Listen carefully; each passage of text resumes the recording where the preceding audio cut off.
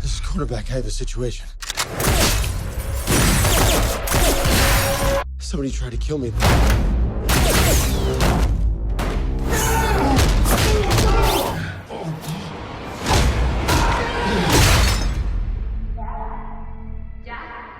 Jack, is work okay? Yeah.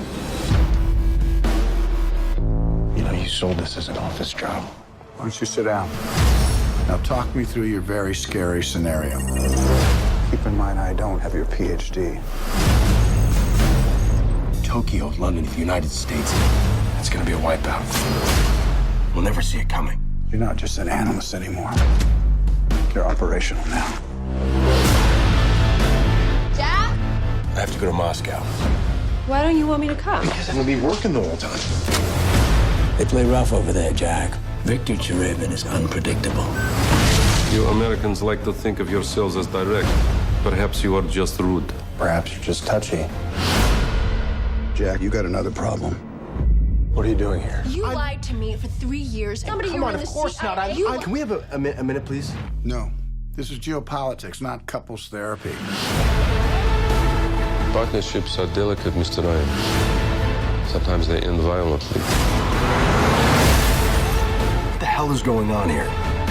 Sometimes the ones closest to us are the ones we should trust the least. We all have our secrets.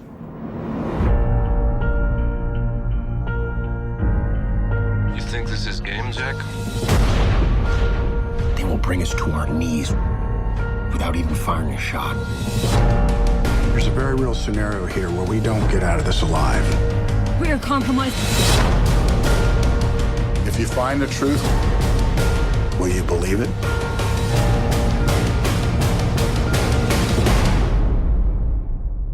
Oh my God.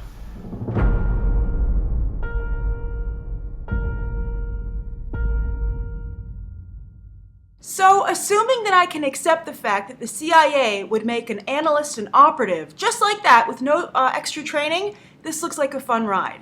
I have to admit, though, I'm a big Chris Pine fan. He really won me over in J.J. Abrams' first Star Trek. I think Chris Pine does action comedy extremely well, almost as well as the best there is, Harrison Ford. And it's a tricky thing to master. However, my only problem with Chris Pine is that he always looks like he's wearing a wig to me.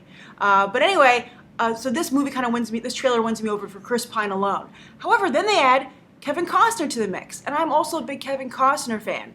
And this is one of the first roles that you're going to be seeing Kevin Costner a lot because he did so well with Hatfields and McCoys. He won a lot of awards for it, it got great ratings, and Hatfields and McCoys is a great miniseries. If you haven't seen it, you should definitely check it out. It was on the History Channel with Bill Paxton and Kevin Costner. So I'm very excited to see Kevin Costner back in movies in a big way. And he looks like he has a really big role here, so I'm excited to see that. That said, though, this trailer so far makes the movie seem like it's all casting. If you're not a fan of Chris Pine and Kevin Costner, you're not going to have a good time because it just looks very generic. It looks like almost This Means War, another CIA romantic comedy that Chris Pine made with Tom Hardy and Reese Witherspoon just a little bit back. It looks so similar in terms of the lighting and the set design. It doesn't feel like something special to me. It just seems like another one of these typical action films. Kenneth Branagh, I think maybe he was a little bit more, I think it's difficult to divide yourself between acting and directing, and I think he regretted not putting himself in Thor, because Thor was just such a big hit. Personally, I feel that's why he walked away from Thor, the second Thor, because I think he didn't want his directing career to overshadow his acting career, and so he's put himself front and center here as the villain. But I don't know if he's a great foil for Chris Pine. We'll see. And I think that maybe this might have also affected his directing of the film. I'm also not a big Keira Knightley fan. They cast a very wide net to find an actress for this role. They considered a lot of people, and I don't know why they settled on Keira Knightley, and I think that was not a great choice. But so anyway, I can't imagine myself not seeing this because of Pine and Costner. Whenever it comes out, as you might have heard me mention on this show, it was supposed to come out for Christmas, but they've apparently having some problems with it. They're saying they're moving it to January to make room for Wolf of Wall Street, which is delayed as well.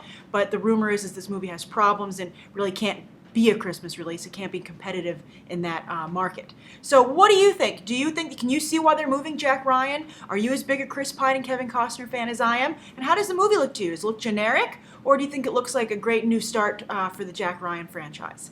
Write your thoughts down below, and I hope to check out these other videos right now.